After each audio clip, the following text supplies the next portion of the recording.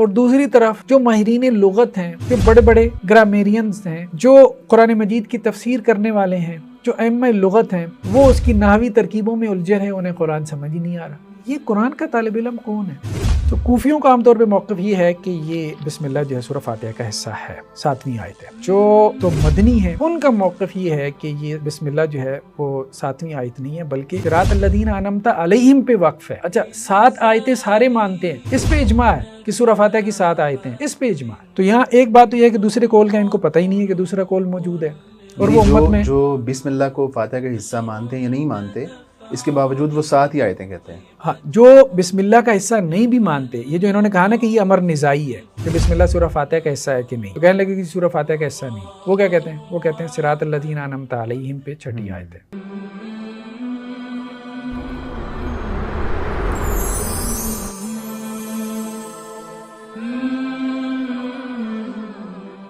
بسم اللہ الرحمن الرحیم۔ السلام علیکم ناظرین اکرام، فکر غامدی کی اگلی نشست میں ہم آپ کو خوش آمدید کہتے ہیں۔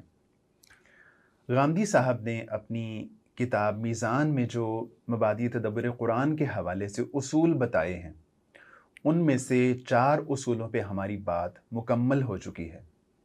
ان کا جو اصول ہے قرآن کو فرقان اور میزان کہنے کا، اس پہ بہت تفصیل کے ساتھ ہم نے جو ہے وہ حافظ صاحب سے ان کی آراء لیں، اور جو ہے اس پہ جو ہے ہماری بات مکمل ہو چکی ہے۔ اور آج جو ان کا اگلا اصول ہے قرآن فہمی کے حوالے سے، وہ ہے کتاب متشابہہ، اور اسی حوالے سے ہم بات چیت کریں گے۔ السلام علیکم حافظ صاحب۔ وعلیکم السلام۔ کیسے ہیں آپ؟ خیریت اللہ سے؟ کا شکر، الحمدللہ خیریت سے۔ اچھا حافظ صاحب، غامدی صاحب نے جو 4 اصول بتائے ہیں اپنی کتاب میزان میں قرآن فہمی کے حوالے سے، اس پہ تو ہماری بات مکمل ہو چکی ہے، اور بڑی تفصیل سے آپ نے جو ہے وہ اس پہ اپنی رائے کا اظہار کیا ہے۔ تو اگلا اصول جو ہے وہ کتاب متشابہہ، وہ کہتے ہیں کہ کتاب متشابہہ یہ اصول ہے قرآن کے حوالے سے، تو اس پہ آپ کیا کہتے ہیں؟ جی بسم اللہ الرحمن الرحیم۔ زیادہ وقت تو ہمارا غامدی صاحب کے چوتھے اصول پہ لگا، میزان اور فرقان کا۔ ہم نے کہا تھا کہ بیسیکلی ان کا فکر کا بنیادی فلسفہ ہی وہی ہے، اسی فلسفے کے اوپر کچھ اعتراضات نے مزید چھوٹے چھوٹے بچے اصول پیدا کیے، جن میں قرات کا مسئلہ بھی آ گیا، قرآن اور حدیث کا باہمی تعلق کا مسئلہ بھی آ گیا۔ خیر بہرحال 5واں یہ جو اصول ہے کتاب متشابہہ کا، بظاہر اس میں کوئی ایسا ایشو نہیں ہے، لیکن ایک وہی ایٹیٹیوڈ پرابلم جو ہم نے کہا تھا اصلاحی صاحب کے ہاں، وہ تکذیب اور تجہیل والا، دوسروں کو جاہل قرار دینا، اور مطلب اپنے آپ کو جیسے تدبر قرآن میں نے کیا اور کسی نے کیا نہیں ہے۔ اور غامدی صاحب کے اندر یہ چیز نہیں ہے، یہ پازیٹیو چیز ہے۔ مطلب میں اس کو اپریشیٹ کرتا ہوں کہ غامدی صاحب اس طرف نہیں گئے جس طرف ان کے استاذ امام بار بار جاتے نظر آتے ہیں، یعنی انہوں نے تکذیب و تجہیل نہیں کی غامدی صاحب نے۔ یہ اچھی چیز ہے، اچھی عادت ہے۔ مطلب آپ کہہ سکتے ہیں کہ یہ ایٹیٹیوڈ میں ان کے کافی بہتری ہے ان کے استاد امام کی نسبت، لیکن اپنی ذات کی حد تک جس سے یقین اور قطعیت اور ایقان اور اس کی وہ جو بات کرتے ہیں نا، وہ چیز پھر پرابلمیٹک ہے۔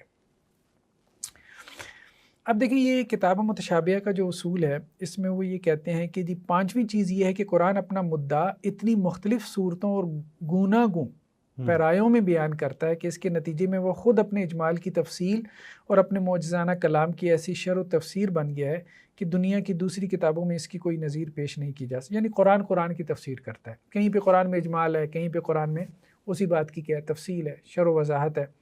جیسے قصص القرآن میں دیکھ لیں، ٹھیک ہے، قرآن مجید کے جو قصے ہیں ان میں یہی ہوتا ہے، کہیں پہ وہ قصہ مختصر ہے، کہیں پہ وہ قصہ تفصیل سے آ گیا۔ حضرت موسیٰ علیہ السلام کا قصہ ہے، آدم و ابلیس جو ہے اس کا جو قصہ ہے، اب وہ 7 مرتبہ قرآن میں بیان ہوا۔ اب ظاہری بات ہے ہر جگہ ایک جیسی تفصیلات نہیں ہیں۔ اسی بات کو قرآن نے کہیں پہ تصریف آیات کے ذریعے سے بھی واضح کیا، وَلَقَدْ صَرَّفْنَا فِي هَذَا الْقُرْآنِ لِيَذَّكَّرُوا، اور اس کا مقصد کیا ہے؟ تذکیر ہے، ٹھیک ہے۔ تو اسی طرح کتاب حکمت آیات ثم فصلت، پہلے جو ہے وہ کتاب کی جو آیات ہیں وہ محکم اتاری گئیں، پھر ان کی تفصیل کی گئی۔ تو یہ بات بالکل ٹھیک ہے، اس حد تک اس بات میں جو ہے وہ کوئی کہنے میں کچھ حرج نہیں ہے، صحیح۔ لیکن وہی بات کہ اب جیسے اپنے استاد امام کے حوالے سے لکھتے ہیں نا کہ جی استاد امام کیا کہتے ہیں کہ جی لسان العرب اور سیاہ جوہری، یہ دو معروف ڈکشنریز ہیں، ہم، علامہ جوہری کی الصحاح اور لسان العرب ابن منظور افریقی کی ہے، صحیح، کی رہنمائی کے بغیر قرآن کا ایک طالب علم اس لفظ کے پورے ما لہو و ما علیہ کو اس طرح سمجھ لیتا ہے کہ کوئی چیز بھی اس کے یقین کو جھٹلا نہیں سکتی۔ نہ ہمیں لسان العرب کی ضرورت پڑتی ہے، نہ ہمیں علامہ جوہری کی صحاح کی ضرورت پڑتی ہے، ٹھیک ہے۔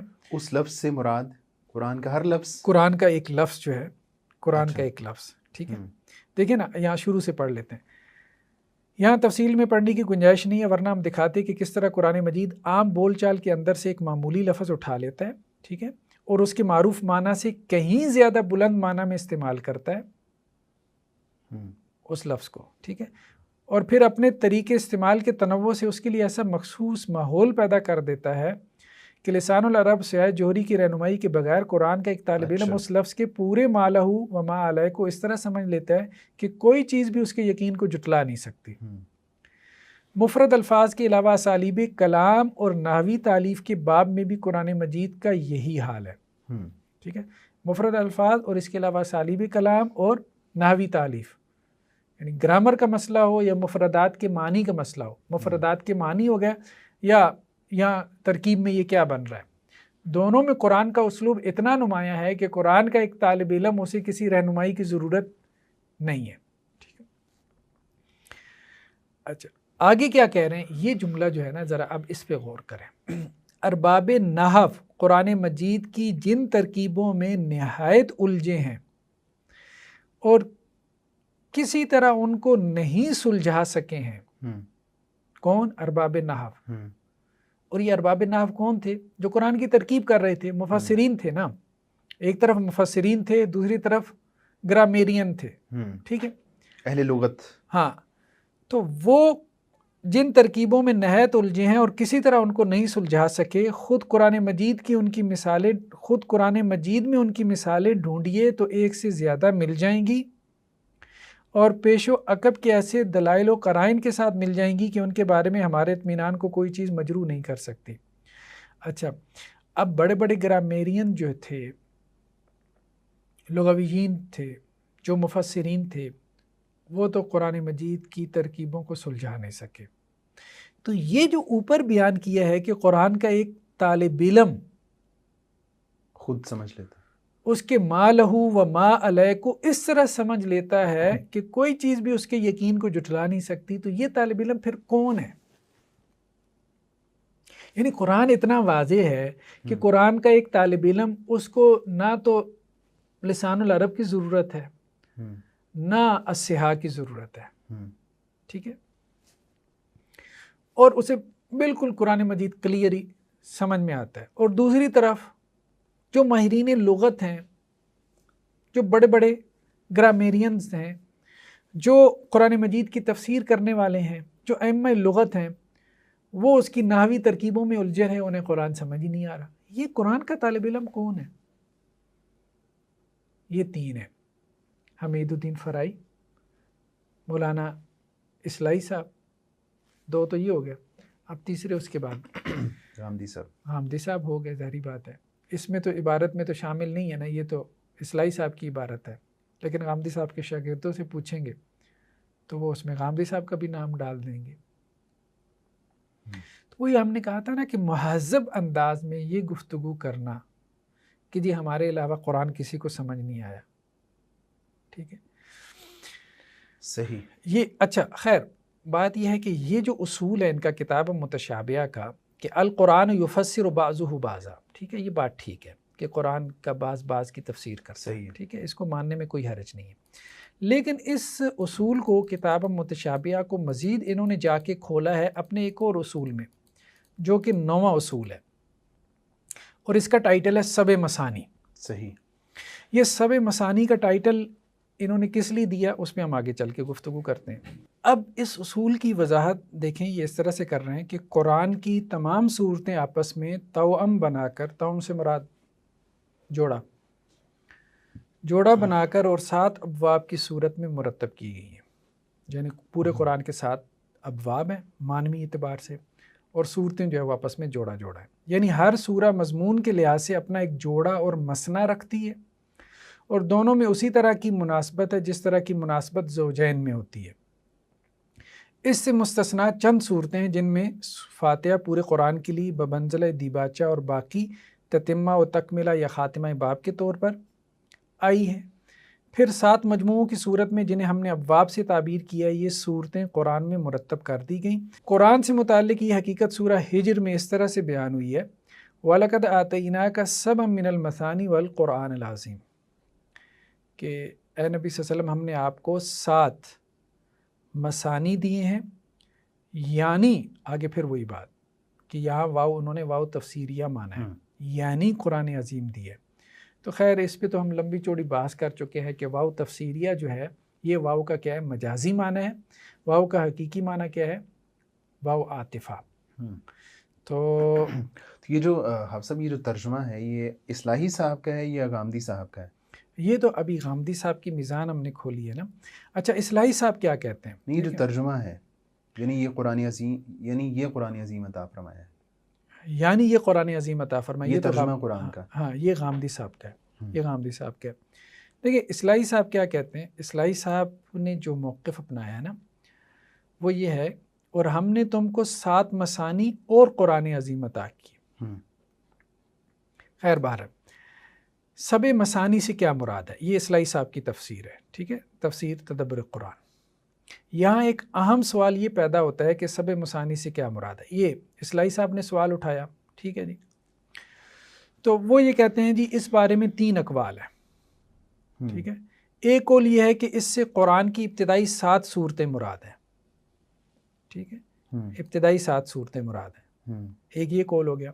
دوسرا قول کیا ہے کہ اس سے مراد سورہ فاتحہ ہے، جس کے اندر بسم اللہ سمیت 7 آیتیں ہیں اور یہ نمازوں میں بار بار دہرائی جاتی ہے، ٹھیک ہے۔ تیسرا قول کیا ہے کہ اس سے مراد پورا قرآن ہے۔ تو وہ کہتے ہیں جی اقوال تو اور بھی بہت سے ہیں لیکن بہرحال مشہور یہی قول ہے، ٹھیک ہے۔ اب وہ کہتے ہیں جی پہلے قول کی تائید میں اس کے قائلوں کی طرف سے کوئی دلیل میری نظر سے نہیں گزری، حالانکہ دلیل ہے، عقلی بھی ہے، نقلی بھی دلیل ہے، یعنی اس سے مراد 7 بڑی صورتیں ہیں۔ ہاں یہ کہتے ہیں اس کی کوئی دلیل نہیں ہے لیکن اس کی دلیل ہے، ٹھیک ہے۔ دلیل یہ ہے کہ بعض صحابہ نے جیسے حضرت عبداللہ ابن عباس رضی اللہ عنہ اور بعض تابعین نے جیسے سعید بن جبیر ہو گیا اور بڑے بڑے تابعین ہیں، انہوں نے جو ہے اس سے مراد 7 لمبی صورتیں لی ہیں، ٹھیک ہے۔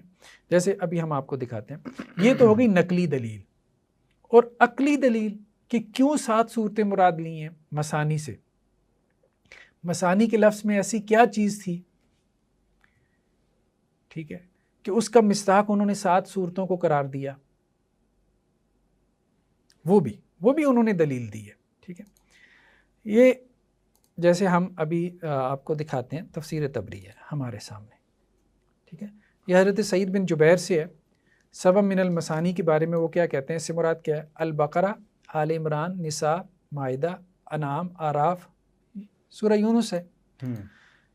تو قال قلت مل مثانی، ٹھیک ہے، تو اب راوی نے کہا کہ ان کو کیوں مثانی کیوں کہہ رہے ہیں، یعنی ان کا تثنیہ سے کیا تعلق ہے، اچھا 2 سے۔ تو قال یثنى فیہن القضاء والقصص، کہ ان صورتوں میں ایک تو کیا ہے، قصص ہیں، یعنی ان کے مضامین 2 طرح کے ہیں، اچھا، یعنی ان کے میجر ٹاپکس 2 طرح کے ہیں، ایک قضاء اور دوسرا قصص۔ قضاء سے مراد یعنی شرعی احکام ہے، ٹھیک ہے، فرائض کا بیان ہے، اور دوسرا اس میں قصص کا بیان ہے، ٹھیک ہے۔ تو اس اعتبار سے تو گویا جو قائلین ہیں انہوں نے تو دلیل دے دی، ٹھیک ہے، آپ تک نہیں پہنچی تو وہی ایک علیحدہ بات ہے۔ خیر بہرحال اب ہم آتے ہیں دوبارہ اصلاحی صاحب کے قول کی طرف۔ یہ تو پہلا قول ہو گیا، کہتے ہیں دوسرے قول کی تائید میں اس کے قائلوں کی طرف سے واحد دلیل جو دی گئی ہے وہ یہ کہ یہ صورت نمازوں میں بار بار دہرائی جاتی ہے، ٹھیک ہے، لیکن 2 باتوں کے سبب اس قول پر دل نہیں جچتا۔ کن؟ اول یہ کہ سورہ فاتحہ کی آیتیں 7، اچھا پہلے تو ہم اس کو ڈسکس کر لیتے ہیں نا. یہ جو کہہ رہے ہیں کہ دوسرے قول کی تائید میں اس کے قائلوں کی طرف سے واحد دلیل جو دی گئی ہے وہ یہ کہ یہ سورہ نماز میں بار بار دہرائی، حالانکہ یہ واحد دلیل تو نہیں ہے، اور بھی ہیں. سب سے بڑی دلیل تو حدیث ہے، اس میں واضح طور پہ رسول اللہ صلی اللہ علیہ وسلم نے تشریح کر دی کہ سبب من المثانی سے مراد کیا ہے؟ فاتحہ، سورہ فاتحہ. اب جیسے دیکھیں یہ ایک صحیح بخاری کی روایت ہے ہمارے سامنے کہ اللہ کے رسول صلی اللہ علیہ وسلم نے ایک صحابی سے کہا کہ کیا میں تمہیں تعلیم نہ دوں اس صورت کی قرآن مجید کے اندر جو سب سے بڑی صورت ہے، سب سے عظیم صورت ہے، اور میں تمہیں یہ صورت جو ہے وہ مسجد نکلنے سے پہلے سکھاؤں گا. ٹھیک ہے، تو اللہ کے نبی صلی اللہ علیہ وسلم جب مسجد سے نکلنے لگے تو وہ صحابی کہتے ہیں میں نے آپ صلی اللہ علیہ وسلم کو یاد کروایا تو اللہ کے رسول صلی اللہ علیہ وسلم نے کیا کہا کہ وہ صورت کون سی ہے جو قرآن مجید کی سب سے عظیم صورت ہے؟ الحمدللہ رب العالمین. آپ نے فرمایا یہ سب السب المثانی، یہی سب مثانی ہے، والقرآن العظیم، اور یہی قرآن عظیم ہے جو مجھے دیا گیا. ٹھیک ہے، اگر آپ اس کو واو تفسیریہ بھی بناتے ہیں تو واو تفسیریہ اس صورت میں بنتا ہے جب آپ سبب من المثانی سے مراد کیا لیں؟ فاتحہ، سورہ فاتحہ لیں، پھر یہ واو تفسیریہ ہے. ٹھیک ہے، تو مجازی معنی مراد لینے کے لیے آپ کو دلیل چاہیے، حقیقی معنی مراد لینے کے لیے دلیل نہیں چاہیے. حقیقی معنی تو لغت میں ہوتا ہے. جی ٹھیک ہے، تو اگر آپ اس کا حقیقی معنی مراد لیتے ہیں عطف کا، تو پھر سبب من المثانی سے مراد سورہ فاتحہ، والقرآن العظیم سے مراد کیا ہے؟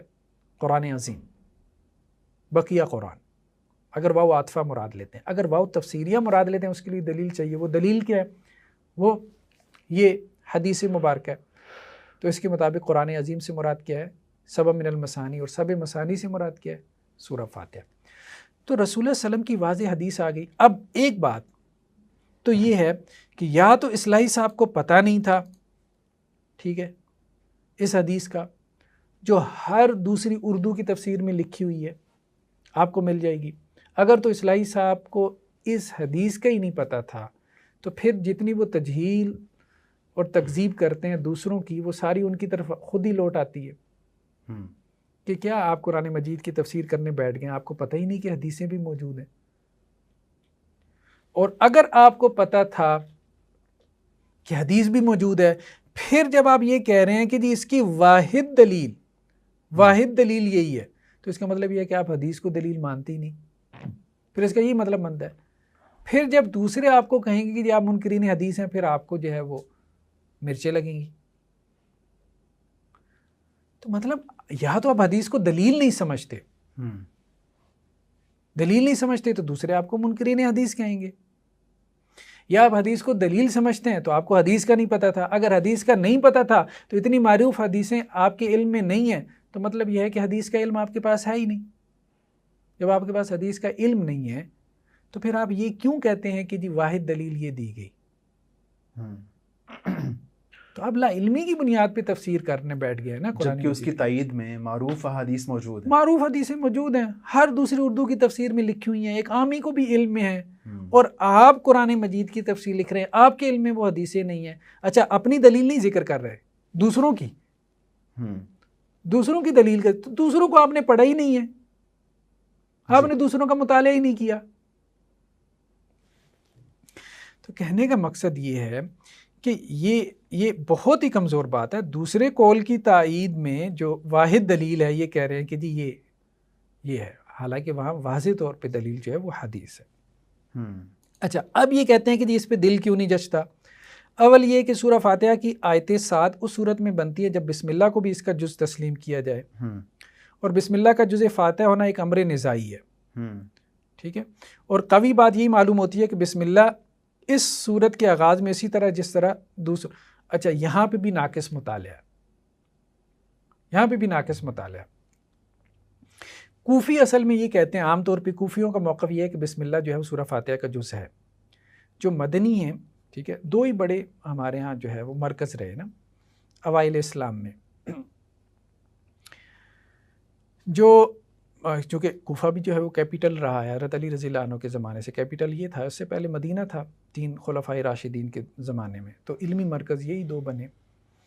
پھر مدینہ سے حضرت امام مالک کی فقہ جو ہے وہ آگے چلی، اور امام شافعی اور امام احمد بن حنبل، اور پھر محدثین، اور کوفہ میں اہل الرائے اور امام ابو حنیفہ کی فقہ جو ہے۔ تو کوفیوں کا عام طور پہ موقف یہ ہے کہ یہ بسم اللہ جو ہے سورہ فاتحہ کا حصہ ہے، 7ویں آیت ہے۔ جو تو مدنی ہیں ان کا موقف یہ ہے کہ یہ بسم اللہ جو ہے وہ 7ویں آیت نہیں ہے، بلکہ صراط الذین انعمت علیہم پہ وقف ہے۔ اچھا 7 آیتیں سارے مانتے ہیں، اس پہ اجماع ہے کہ سورہ فاتحہ کی 7 آیتیں ہیں، اس پہ اجماع ہے۔ صحیح، ٹھیک ہے، تو یہاں ایک بات تو یہ ہے کہ دوسرے قول کا ان کو پتہ ہی نہیں ہے کہ دوسرا قول موجود ہے، اور یعنی وہ امت میں جو بسم اللہ کو فاتحہ کا حصہ مانتے ہیں یا نہیں مانتے، اس کے باوجود وہ 7 ہی آیتیں کہتے ہیں۔ ہاں، جو بسم اللہ کا حصہ نہیں بھی مانتے، یہ جو انہوں نے کہا نا کہ یہ امر نزاعی ہے کہ بسم اللہ سورہ فاتحہ کا حصہ ہے کہ نہیں ہے، ٹھیک ہے، تو کہنے لگے کہ سورہ فاتحہ کا حصہ نہیں ہے۔ چلیں حصہ نہیں ہے تو پھر جو حصہ نہیں مانتے وہ کیا کہتے ہیں؟ وہ مدنی ہے، وہ کیا کہتے ہیں؟ وہ کہتے ہیں صراط الذین انعمت علیہم پہ 6 آیت ہے۔ صحیح، ٹھیک ہے، 7 آیتیں تو وہ بھی مانتے ہیں، ٹھیک ہے، تو بسم اللہ کو نکال کے بھی، بسم اللہ کو نکال کے بھی، اگر بسم اللہ کو آپ نہیں بھی مانتے آیت، ٹھیک ہے، تو پھر بھی 7 آیتیں بن رہی ہیں، پھر بھی 7 آیتیں بن رہی ہیں۔ اب یہ اختلاف بھی آپ کے علم میں نہیں ہے، اگر آپ کے علم میں ہوتا تو آپ اس کو نقل کرتے، تو مطلب ناقص مطالعہ ہے۔ دوسرے جو موقف ہے اس کا کیا ہے؟ ناقص مطالعہ ہے۔ اچھا پھر کیا کہتے ہیں کہ جی اس کے فاتحہ ہونے کے ایک جز ہونے کی کوئی خاص وجہ سمجھ میں نہیں آئی۔ دوسری یہ کہ بار بار دہرائے جانے کی دلیل اسی صورت میں دلیل بنتی ہے جب مثانی کے معنی بار بار دہرائی جانے والی چیز کو نہیں کہتے، بلکہ اس چیز کو کہتے ہیں جو دو کر کے ہو۔ ٹھیک ہے، قرآن مجید میں یہ لفظ کئی جگہ استعمال ہوا اور ہر جگہ اس کے معنی یہی ہیں، مثلا فَانكِحُوا مَا طَابَ لَكُم مِّنَ النِّسَاءِ مَثْنَىٰ وَثُلَاثَ وَرُبَاعَ۔ اچھا اب وہ کہہ رہے ہیں کہ یہ مثانی کا مطلب بار بار نہیں ہے، بلکہ مثانی کا مطلب کیا ہے؟ 2 مرتبہ ہے۔ ٹھیک ہے، تو اس لیے اب یہ معنی مراد نہیں ہو سکتا سورہ فاتحہ میں، ٹھیک ہے، ایسے ان تقوموا للہ مثنی، ٹھیک ہے، تو یہ مراد نہیں ہو سکتا۔ اچھا رہا یہ سوال کہ اس کے مثانی ہونے کا کیا مفہوم ہے پھر، ٹھیک ہے، تو اس کا صحیح جواب ہمارے نزدیک وہی ہے جس کی طرف ہم جو ہے اس کتاب کے شروع میں وہ کہہ رہے ہیں کہ جی اشارہ کر چکے ہیں۔ ہر صورت اپنے ساتھ اپنا ایک مثنیٰ بھی رکھتی ہے۔ ہم نے بڑی صورتوں میں بقرہ اور آل عمران کو اور چھوٹی صورتوں میں معوذتین کو اس کی مثال میں پیش کیا تھا، یعنی ہر صورت کا ایک جوڑا ہے، ٹھیک ہے، سورہ بقرہ کا جوڑا سورہ آل عمران ہے، سورہ فلق کا جوڑا سورہ ناس ہے، تو یہ مراد ہے۔ قرآن میں صورتوں کے 7 گروپ یہ مراد ہیں سبع من المثانی سے، ٹھیک ہے، سبع سے مراد 7 گروپ ہیں، مثانی سے مراد وہ صورتیں ہیں جو جوڑوں کی صورت میں۔ ہم نے مقدمہ میں نہایت تفصیل کے ساتھ یہ بھی واضح کیا کہ قرآن میں صورتوں کی ترتیب اس طرح سے ہے کہ ان کے الگ الگ 7 گروپ یا 7 مجموعے بن گئے ہیں۔ ہر گروپ ایک یا ایک سے زیادہ مکی صورتوں سے شروع ہوتا ہے اور ایک یا ایک سے زیادہ مدنی صورتوں پر تمام ہوتا ہے، ٹھیک ہے، پھر لمبی چوڑی ان کی تفصیل ہے جو غامدی صاحب نے بھی نقل کی ہے۔ اب ہم آتے ہیں یہ کوئی تھوڑی بہت معقول بات جو انہوں نے کی ہے، یعنی جسے آپ معقول اعتراض کہہ سکتے ہیں نا۔ پہلے تو وہ بسم اللہ والا تو ویسے ہی ہے، لا علمی تھی ان کی اور کچھ بھی نہیں ہے، ناقص مطالعہ اور کچھ بھی نہیں ہے۔ کہ جی مثانی کا معنی کیا ہے؟ بار بار دہرائے جانے والے نہیں، بلکہ مثانی کا مطلب ہے 2، یعنی جس میں 2 کا مفہوم ہو۔ تو جب آپ سورہ فاتحہ مراد لیتے ہیں تو 2 کا مفہوم کیسے آ سکتا ہے؟ توجیہ کریں نا کوئی۔ بات یہ ہے کہ لوگوں نے بہت توجیہیں کی ہیں، آپ ایک آدھ تفسیر اٹھا کے دیکھ لیتے تو آپ کو 5 7 توجیہیں مل جاتی کہ اس میں 2 کا مفہوم کیسے پیدا ہوتا ہے سورہ فاتحہ مراد لینے سے، لیکن توجہ نہیں نہ کی۔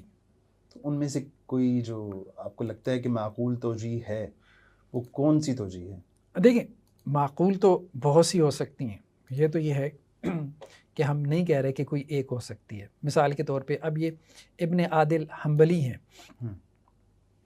ان کی یہ تفسیر ہے اللباب فی علوم الکتاب، ٹھیک ہے، تو انہوں نے کہا جی ایک توجیہ کیا ہے کہ یہ جو سورہ فاتحہ ہے یہ نماز میں 2 مرتبہ پڑھی جاتی ہے۔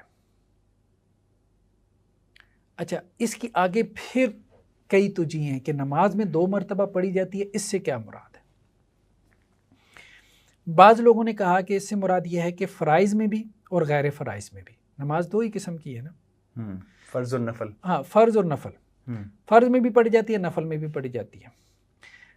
لیکن مجھے ایک اور توجہ زیادہ اچھی لگتی ہے، وہ یہ ہے جس طرف میرا ذہن جاتا ہے، یہ توجہ مجھے کسی سے نہیں ملی، کہ شروع میں نماز حضرت عائشہ رضی اللہ عنہا کہتی ہیں 2 رکعت تھی.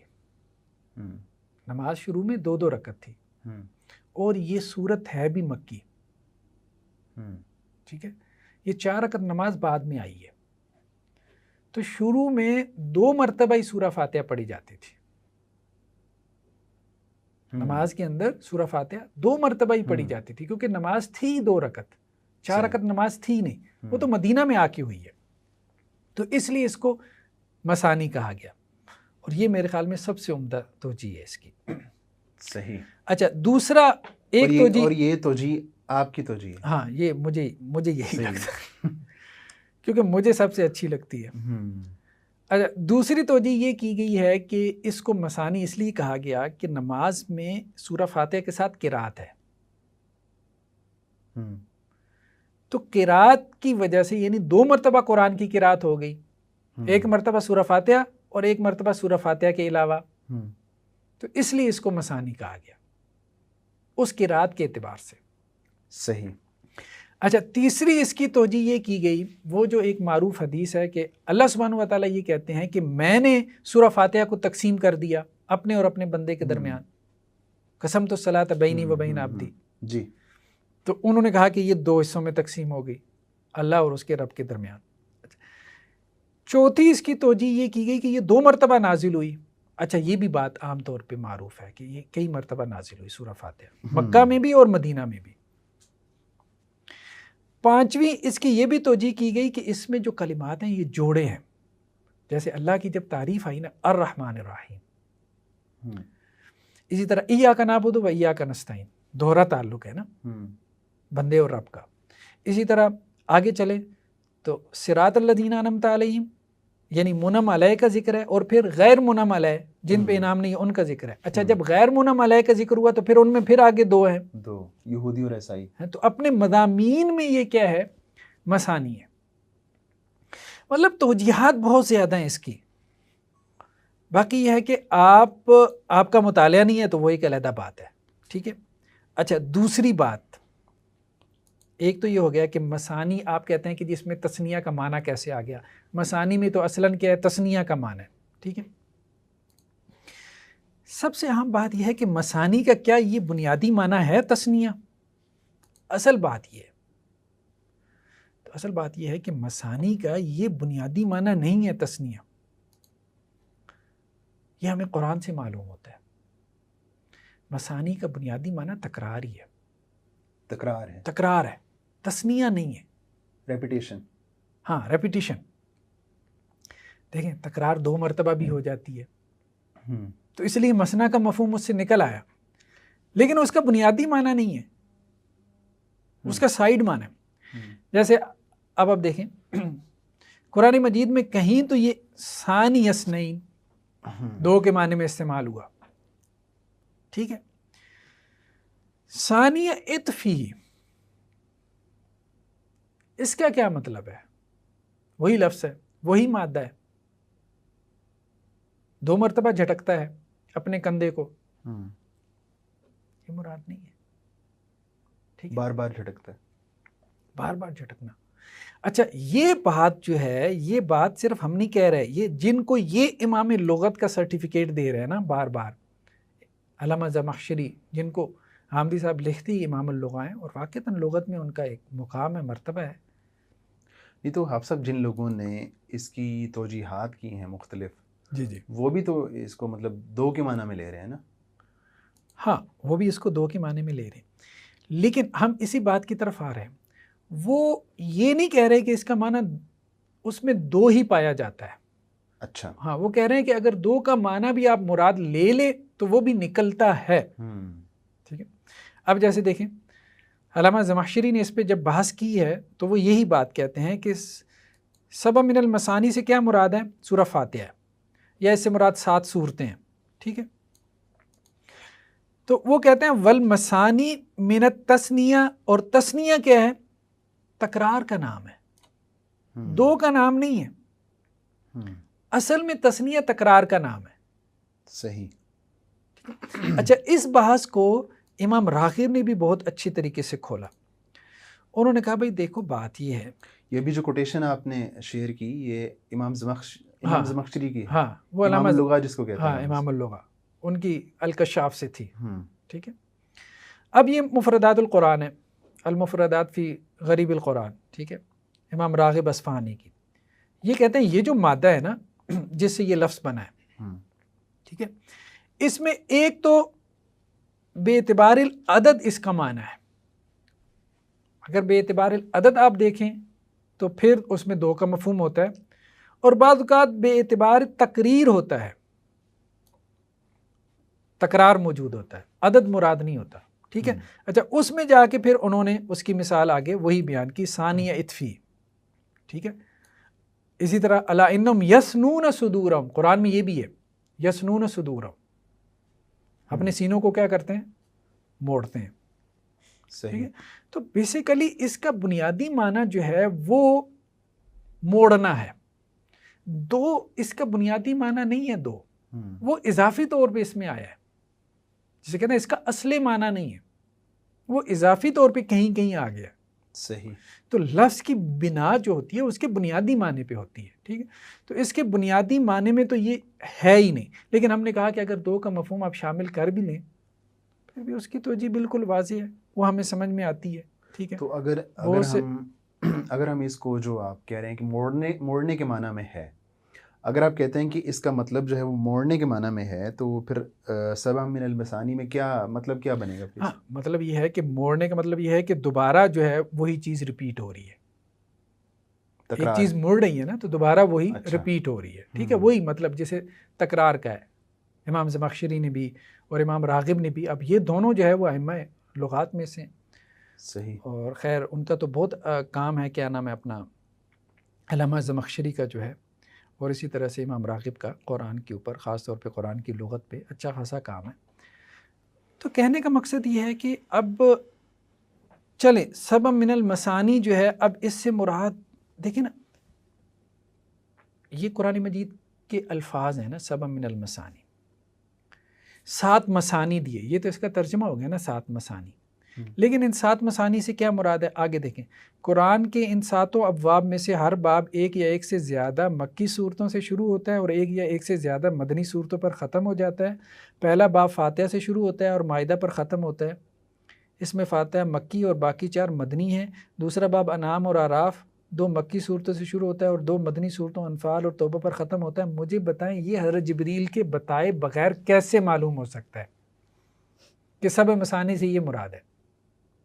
محنت سے نہیں، اس صورت سے یہ گروپ، چلے سبع من المثانی سے مراد تو 7 مثانی یعنی 7 گروپ، یہ معلوم ہو گیا نا۔ یہاں سے یہاں تک پہلا گروپ ہے، اس صورت سے لے کے اس صورت تک دوسرا گروپ ہے، اس صورت سے لے کے تیسرے تک تیسرا گروپ ہے۔ مطلب یہ بھی ایک رائے ہے نا، جس طرح 20 آراء پہلے گزری ہیں یا جن کا تذکرہ آپ نے بھی کیا، ان آراء میں سے چند ایک آراء یہ بھی ہیں۔ تو یہ رائے کے طور پہ تو نہیں نا بیان کر رہے، یہی تو مسئلہ ہے، یہ اپنی رائے کے طور پہ تو نہیں بیان کر رہے نا، ٹھیک ہے۔ یہ جس یقین کی کیفیت پہ کھڑے ہو کے یہ سب کچھ جس لب و لہجے میں بیان کرتے ہیں نا، تو وہ معذرت کے ساتھ وہ خدائی لہجہ معلوم ہوتا ہے۔ یعنی اگر وہ اس طرح کہیں کہ پوسیبل ہے کہ یہاں سے لے کے یہاں تک جو ہے اس کا ایک جو ہے جوڑا بنتا ہو، یہاں سے لے کے یہاں تک بنتا ہو، امکان کی بات کریں تو پھر یعنی آپ دیکھیں نا، اس کو تسلیم کرتے ہیں۔ ہاں، بات یہ ہے کہ اصلاحی صاحب کیا کر رہے ہیں، اس کی کوئی دلیل نہیں ہے، یہ رائے ہے، اس کی کوئی دلیل نہیں ہے، بھئی آپ کو پتہ ہی نہیں اس کی کیا کیا دلیلیں موجود ہیں۔ اچھا، یہ رائے ہے تو اس کی کوئی دلیل نہیں ہے، یہ کر کے چلتے جا رہے ہیں اور پھر کہہ رہے ہیں کہ جی آگے اب باقی کیا رہ گیا، باقی ہم ہی رہ گئے، ٹھیک ہے، ہمارا موقف رہ گیا وہی سب سے ٹھیک ہے۔ اس طرح سے نہیں، اس طرح سے تو کام نہیں چلتا. تو خیر بہرحال یہ جو ان کا موقف ہے سبع مثانی کے حوالے سے، دیکھیں بات یہ ہے اس سے انہوں نے جو مسائل پیدا کیے. دیکھیے قرآن کو سمجھنے کے اعتبار سے چلیں، آپ 7 گروپ بنا لیں، 10 گروپ بنا لیں، 20 گروپ بنا لیں، ٹھیک ہے، کوئی حرج نہیں ہے، ٹھیک، اس کو سمجھنے کے اعتبار سے. لیکن یہاں پہ آخر میں جو خلاصہ نکالا ہے نا، وہ کیا نکالا ہے ساتوں گروپس کا، کہ ساتوں گروپس کا جو خلاصہ ہے وہ کیا ہے، وہ یہ ہے کہ دی انذار اور بشارت، انذار و تبشیر، ٹھیک ہے. یعنی اب آپ دیکھیں نا سارے گروپس کا خلاصہ بھی انہوں نے نکال دیا ہے نا، ٹھیک ہے. پہلے باب کا موضوع کیا ہے، یہود و نصارہ پہ اتمام حجت، ان کی جگہ بنی اسماعیل میں سے ایک نئی امت کی تاسیس، اس کا تزکیہ اور تطہیر. اب یہ الفاظ تزکیہ اور تطہیر دوسرے باب میں بھی آ گیا. تیسرے، چوتھے، پانچویں، چھٹے باب کا موضوع انذار و بشارت، تزکیہ اور تطہیر. مطلب آپ کا ایک جو فلسفہ ہے کہ دین اسلام کا بیسیکلی آبجیکٹو کیا ہے، تزکیہ و تطہیر ہے، تو آپ نے اس کے مطابق قرآن کو کیا کیا، بیان کر دیا. یعنی پورے قرآن کو اس کے گرد گھما دیا. یعنی خود ہی سے گروپنگ کی، خود ہی سے ہر گروپ کے کیا کیے، موضوعات متعین کیے. ہر گروپ کے خود ہی سے موضوعات متعین کرنے کے بعد کیا کیا کہ جی اب قرآن کا اصل میں موضوع یہ ہے. یہ جو غامدی صاحب نے یہ جو جوڑے بنائے یا جو خلاصہ نکالا، تو یہ انہوں نے اصلاحی صاحب کے خیالات سے ڈرائیو کی ہیں چیزیں یا خود اظہار کیا ہے اپنی آراء؟ ہاں نہیں، وہاں سے ڈرائیو کی ہیں، کچھ چیزیں وہاں سے ڈرائیو کی ہیں، لیکن ساری نہیں، ساری ہم نہیں کہہ سکتے. اصلاحی صاحب نے 7 گروپس بنائے ہیں، یہ بات ٹھیک ہے، ٹھیک ہے، اور بہت سی باتیں کی ہیں. لیکن یہ جو غامدی صاحب نے دیکھے نا 7 ابواب تو وہاں سے لے لیے اصلاحی صاحب سے، لیکن ہر گروپ کا مرکزی مضمون کیا ہے. اب دیکھیں نا گروپ میں، پہلے گروپ میں کیا ہے، سورہ بقرہ، آل عمران، نساء، المائدہ، بنیادی ترین صورتیں. اور اس کا موضوع جو ہے وہ آپ نے کیا نکالا، آپ نے اس کا موضوع جو ہے وہ نکالا ہے تزکیہ اور تطہیر، ٹھیک ہے. یہود و نصارہ پہ اتمام حجت، اور پھر آگے تزکیہ اور تطہیر. اور بنی اسماعیل یعنی اس کے بعد امت مسلمہ آ گئی، یہود و نصارہ کے بعد امت مسلمہ آ گئی، اور تزکیہ اور تطہیر اور خدا کا آخری عہد و پیمان، ٹھیک ہے. دوسرے باب میں بھی تزکیہ و تطہیر آ گیا. تیسرے، چوتھے، پانچویں، چھٹے باب میں بھی تزکیہ و تطہیر آ گیا، ٹھیک ہے. 7ویں باب میں کیا ہے، انذار آ گیا. پھر تو مختصر طور پہ انہوں نے کہا کہ جی یہ جو 7 ابواب ہیں نا، اسے ہم مختصر طریقے پہ محض انذار و بشارت سے بھی تعبیر کر سکتے ہیں. صحیح. لیکن اب اگر آپ دیکھیں ایک اور صاحب نے جو بہت عمدہ کام کیا ہے نظم قرآن پہ، اور وہ پڑھنے کے لائق ہے، خلیل الرحمن چشتی صاحب کا کام.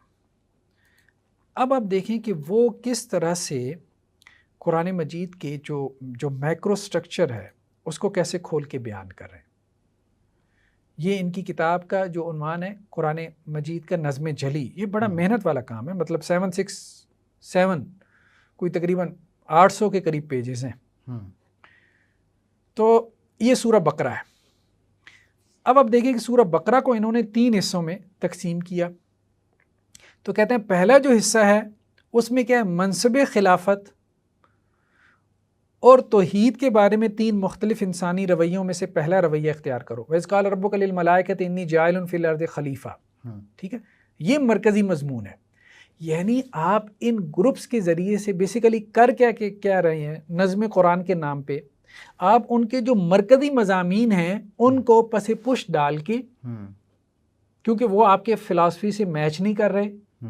خلافت ولافت سے جب یہ اصلاحی صاحب کو ذرا جماعت اسلامی سے نکلے تھے تو خلافت اور یہ اسلامی ریاست اور اس قسم کے مضامین سے ان کو بھی تھوڑی چڑان پیدا ہو گئی. وہ بھی رد عمل کی نفسیات میں آ گئے، سائیکالوجی آف ریئیکشن میں. وہ خیر وحید الدین خان صاحب نکلے تھے، وہ تو بہت انتہا پہ پہنچے. اصلاحی صاحب اتنی انتہا پہ نہیں گئے بہرحال. لیکن یہ ہے کہ وہ چیزیں پھر غامدی صاحب میں بھی نظر آتی ہیں، ٹھیک ہے. اسلامی ریاست کے حوالے سے جو ان کا بیانی ہے اس پہ ہم ڈسکس کریں گے. اتمام حجت کا جو ان کا قانون ہے اس کو مستقل طور پہ ہم موضوع بحث بنائیں گے. ساری چیزیں آپ کو نظر آتی ہیں وہاں پہ. تو اب حالانکہ منصب خلافت یہ مرکزی آیات تھیں سورہ بقرہ کے پہلے حصے کی. اچھا، اس کے بعد آپ آ جائیں دوسرا جو حصہ ہے اس میں بنی اسرائیل کو آخری شریعت پر ایمان لانے کی دعوت اور امامت کی فضیلت سے معزول کیے جانے کے اسباب، بنی اسرائیل سے امامت اور خلافت لے لی گئی اور مسلمانوں کو دے دی گئی۔ حضرت ابراہیم علیہ السلام کی امامت کا تذکرہ ہے نا سورہ بقرہ یعنی پہلے پارے کے آخر میں جا کے، ٹھیک ہے۔ پھر کیا ہے، اسلام میں تیسرا جو حصہ ہے سورہ بقرہ کا، اسلام میں مکمل طور پر داخل ہو کے آخری رسول صلی اللہ علیہ وسلم کی آخری شریعت کے احکام پر عمل کرتے ہوئے امت وسط کے حقیقی مصداق بن کر شہادت علی الناس کا فریضہ ادا کرو، ٹھیک ہے، پوری دنیا پہ حجت قائم کرو۔ اچھا یہ سورہ بقرہ ہو گئی۔ اب آپ آگے چلے جائیں تو یہ ابھی انہوں نے اس کے ساتھ ساتھ، یہ تو میکرو سٹرکچر تھا، نیچے یہ ابھی مائکرو سٹرکچر چل رہا ہے۔ اب سورہ آل عمران آ گئی، غلبہ اسلام کے لیے 4 تدبیر اختیار کی جائے، ٹھیک ہے، اہل کتاب کو دعوت۔ اب دیکھیں نا، بالکل ایک اور ذہن آ رہا ہے جو کہ قرآن مجید کے نظم قرآن پہ جب ڈسکس کر رہا ہے تو وہ یہ کہہ رہا ہے کہ قرآن مجید اگر آپ ایک لفظ میں اس کو دیکھیں کہ وہ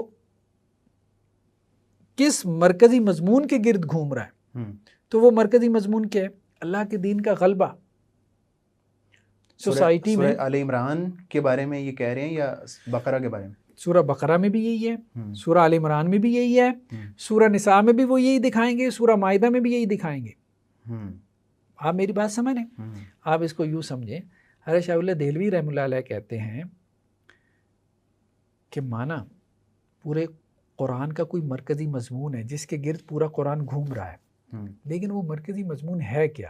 وہ یہ قرآن مجید کی آیت ہے، وَالَّذِي أَرْسَلَ رَسُولَهُ بِالْهُدَىٰ وَدِينِ الْحَقِّ لِيُظْهِرَهُ عَلَى الدِّينِ كُلِّهِ۔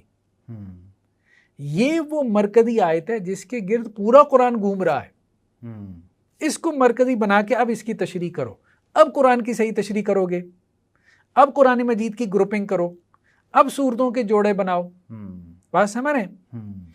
اور ایک انداز کیا ہے، قرآن تو بس آپ کے اخلاق بہتر کرنے آیا ہے، ٹھیک ہے، قرآن تو بس آپ کو ڈرانے کے لیے آیا ہے، ٹھیک ہے، قرآن ڈرانے کے لیے بھی آیا ہے، اخلاق بہتر کرنے کے لیے بھی۔ قرآن کا مرکزی مضمون کیا ہے؟ یعنی جو مرکزی مضمون شاہ ولی اللہ نے بیان کیا اس کے مقابلے میں بالکل ایک مختلف دیکھیں نا، پرسپیکٹیو ہے نا، یہ تو اب آپ کے نیریٹیوز ہیں نا۔ آپ کے نزدیک تو اسلامی ریاست یا دین اسلام کا غلبہ یا نفاذ شریعت کی جدوجہد یہ سب لغو باتیں ہیں۔ جب آپ کے نزدیک یہ سب جو ہے وہ لغو باتیں ہوں گی تو آپ قرآن کی ایسی انٹرپریٹیشن کریں گے کہ جس سے قرآن کیا ہے، بس ایک انذار اور تبشیر یا دعوت اور تبلیغ کا ایک ٹول ہے بس، ٹھیک ہے۔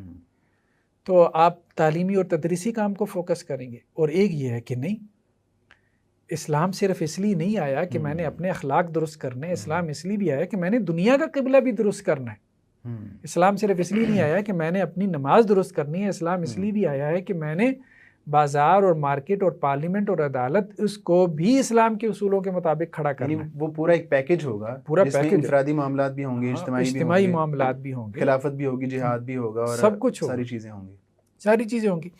اب آپ دیکھیں نا، یہ اب سورہ آل عمران کا بھی انہوں نے یہی کہا، غلبہ اسلام کے لیے 4 تدبیر اختیار کی جائیں، جو انہوں نے نظم قرآن نکالا، ٹھیک ہے۔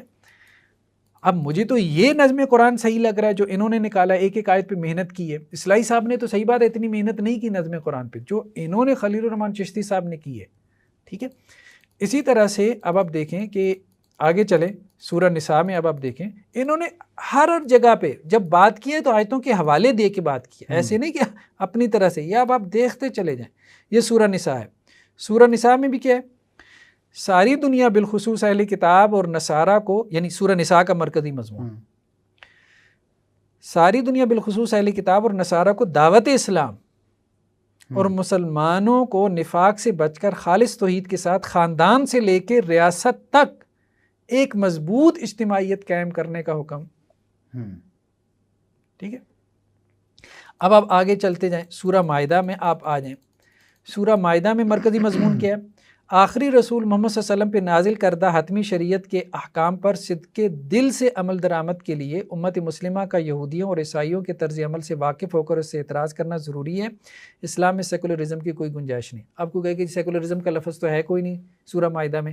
بات یہ ہے کہ یہ جو کہہ رہے ہیں نا، وَمَن لَّمْ يَحْكُم بِمَا أَنزَلَ اللَّهُ فَأُولَٰئِكَ هُمُ الْكَافِرُونَ وَمَن لَّمْ يَحْكُم بِمَا أَنزَلَ اللَّهُ فَأُولَٰئِكَ هُمُ الظَّالِمُونَ وَمَن لَّمْ يَحْكُم بِمَا أَنزَلَ اللَّهُ فَأُولَٰئِكَ هُمُ الْفَاسِقُونَ۔ یہ کہہ رہے ہیں کہ سورہ مائدہ کی مرکزی آیات یہ ہیں صحیح. ہمیں اس میں اختلاف نہیں ہے کہ صورت کا عمود ہوتا ہے. لیکن یہ بھی تو ہو سکتا ہے کہ ایک دوسرا عالم وہ سورہ مائدہ ہی کی آیات سے کوئی اور مضمون نکال لے. ہاں بالکل.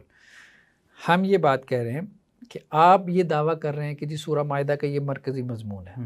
ہم یہ کہہ رہے ہیں کہ یہ مرکزی مضمون ہے. ٹھیک ہے. بات یہ نہیں ہے کہ ہم آپ کی بات کیوں مانیں، آپ ہماری بات کیوں مانیں. بات صرف یہ دلیل کی بات ہے. دلیل کس کے پاس ہے؟ دلیل کس کے پاس ہے اور مضبوط کس کے پاس ہے. ٹھیک ہے. صحیح. میں نے تو مطالعہ کر لی ہے، مجھے تو ان کی دلیل مضبوط لگتی ہے. سیدھی سی بات ہے. آپ اس کو کہہ لیں کہ جی یہ آپ کی رائے ہے، بات یہ کہ وہ آپ کی رائے ہے. ٹھیک ہے. صحیح. چلیے اس اصول کے حوالے سے آپ کی کوئی مزید رائے یا کوئی بات کہنا چاہیں آپ؟ ہاں نہیں، بس اس میں ہم نے یہ کہنا تھا کہ سبب من المثانی، یہ جو قرآن مجید کی آیت ہے نا جی، اس کے بارے میں تو واضح سری نص موجود ہے کہ قرآن مجید کی اس آیت سے مراد کیا ہے؟ سورہ فاتحہ. اور خود غامدی صاحب نے کہا تھا کہ اگر کوئی حدیث جو کہ شرح و تبیین بن رہی ہوگی قرآن کی کسی آیت کی تو ہم اس کو کیا کریں گے؟ قبول کریں گے. اور عجیب بات یہ ہے کہ یہاں اس حدیث کو بھی قبول نہیں کر رہے. اب سبب من المثانی کی وضاحت ہی ہے نا سورہ فاتحہ. سبب من المثانی سے کیا مراد ہے؟ صحیح بخاری کی روایت یہی کہہ رہی ہے کہ اللہ کے رسول نے کہا کہ سبب من المثانی سے مراد سورہ فاتحہ ہے. تو اب آپ کیوں نہیں مان رہے اس کو؟ 7 گروپ کا چکر کہاں سے لے آئے؟ ٹھیک ہے. تو سبب من المثانی سے مراد جو ہے وہ سورہ فاتحہ ہی ہے. ٹھیک ہے. اس سے مراد 7 گروپ نہیں ہے. 7 گروپ والی تفسیر جو ہے وہ ایک بدعی تفسیر ہے. ٹھیک ہے. ہم اس کو بالکل بھی جو ہے نہیں کہیں گے کہ جی یہ رسول اللہ صلی اللہ علیہ وسلم کی تفسیر کے مقابلے میں ایسی کوئی تفسیر پیش کرنا اس کا کوئی جواز بنتا ہے. بالکل جواز نہیں بنتا، کسی صورت بھی نہیں بنتا. ہاں اب بات یہ ہے، کوئی بندہ کہتا ہے کہ جی قرآن مجید میں 7 گروپ ہے. بھائی کہہ لو. قرآن مجید کو سمجھنے کے لیے جیسے لوگوں نے آسانی سے پڑھنے کے لیے 30 پارے بنا لیے، تو آپ اس کو سمجھنے کے لیے 7 گروپوں میں تقسیم کر لو. آپ اس کو 70 گروپوں میں تقسیم کر لو، کوئی ایشو نہیں ہے. قرآن فہمی کے لیے کرو. لیکن اس طرح سے یہ ہم نے بات پھر وہی کی تھی کہ یہ ایک ایٹیچیوڈ ہے جو قرآن میں یہ ہے، قرآن میں یہ ہے، اور ہر دھکے سے ہر چیز قرآن سے نکالنا شروع کر دو، حالانکہ حدیثیں بالکل اس کے خلاف ہوں. رسول اللہ صلی اللہ علیہ وسلم کی مخالفت میں جا کے جو ہے وہ قرآن مجید کی بدعی تفسیریں جو ہے وہ پیش کرنا شروع کر دو. اور ایک یہ کہ قرآن فہمی کے لیے تم اپنی آسانی کے لیے ایسا کرنا چاہتے ہو تو آپ قرآن مجید کے 30 گروپ بنا لو، 50 بنا لو، 70 بنا لو، کوئی ایشو نہیں ہے. آپ کہو گے جی قرآن مجید کی یہ صورتیں آپس میں جوڑا ہیں، کوئی ایشو نہیں ہے. آپ کہیں قرآن مجید کی جو ہے وہ ہر صورت کا مرکزی مضمون ہوتا ہے، کوئی ایشو نہیں ہے. لیکن یہ آپ کی اجتہاد ہے، ایک رائے ہے قرآن فہمی کے حوالے سے، اور اس رائے سے دوسروں کا کیا ہے؟ اختلاف ہو سکتا ہے. آپ کو سورہ مائدہ کا یہ مرکزی مضمون نظر آتا ہے، ہمیں یہ نظر آتا ہے، اور ہمارے پاس انشاءاللہ سے آپ سے قوی دلیلیں موجود ہیں، اور ہمارے پاس جو ریسرچ ورک ہے وہ آپ سے بہت بڑھ کے ہے. اصلاحی صاحب کا تو آج ہم نے تفسیر تدبر قرآن سے چند مقامات دیکھ لیے کہ ان کی صورتحال تو یہ ہے کہ اردو تفاسیر میں جو چیزیں واضح طور پہ لکھی ہیں وہ ان سے بھی ناواقف ہیں. انہیں یہ بھی نہیں معلوم، اور وہ کھلے ہم کہہ رہے ہیں کہ مجھے نہیں پتا کہ اس بارے میں کوئی دلیل ہے بھی کہ نہیں. یا ان دلائل سے انہوں نے صرف نظر کیا ہے. صرف نظر اگر کیا ہے تو پھر یہ خیانت کی ہے. صرف نظر اگر کیا ہے، واضح طور پہ لکھا ہے نا کہ میرے علم میں نہیں ہے، پھر تو خیانت کی ہے، جھوٹ بولا ہے، حق کو چھپایا ہے. تو وہ تو اس سے بھی بری صورتحال پیدا ہو جاتی ہے. صحیح. تو اس لیے زیادہ بہتر تو یہ کہ خیانت نہیں کی، نہ واقف تھے، مطالعہ ان کا بالکل نہیں تھا، نہ وہ مطالعہ کرتے تھے اس طرح سے جیسے جان مار کے کرنی چاہیے. صحیح. چلیے اب سب آج ہم نے غامدی صاحب کا جو قرآن فہمی کے حوالے سے 5واں اصول اور 9واں اصول تھا اس پہ ہم نے بات کی، اور آپ کی آمد کا بہت شکریہ. آپ بڑی دور سے تشریف لاتے ہیں، اللہ تعالیٰ آپ کو جزائے خیر دے. بہت شکریہ. ناظرین کرام، آج کا پروگرام جو ہے وہ یہیں پہ ختم ہوتا ہے، اور غامدی صاحب کے جو 4 اصول تھے پہلے، ان میں سے چوتھے اصول کے بعد اگلا اصول 5واں اور 9واں اصول. 5واں اور 9واں اصول آج اس لیے موضوع بحث بنا کیونکہ یہ جو ہے وہ یہ دونوں اصول آپس میں ملتے جلتے ہیں. ان کی وضاحت اور ان کی جو تشریح تھی، ان کی ایکسپلینیشن تھی، وہ ایک دوسرے سے ملتی جلتی تھی. اس لیے جو ہے ہم نے اس مختصر گفتگو میں ان دونوں اصولوں کو ملا کے بات کی ہے.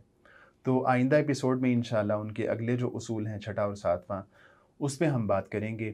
آپ ہمارے ساتھ رہیے. اگلے پروگرام میں دوبارہ ملاقات ہوتی ہے. اجازت دیجیے. اللہ حافظ.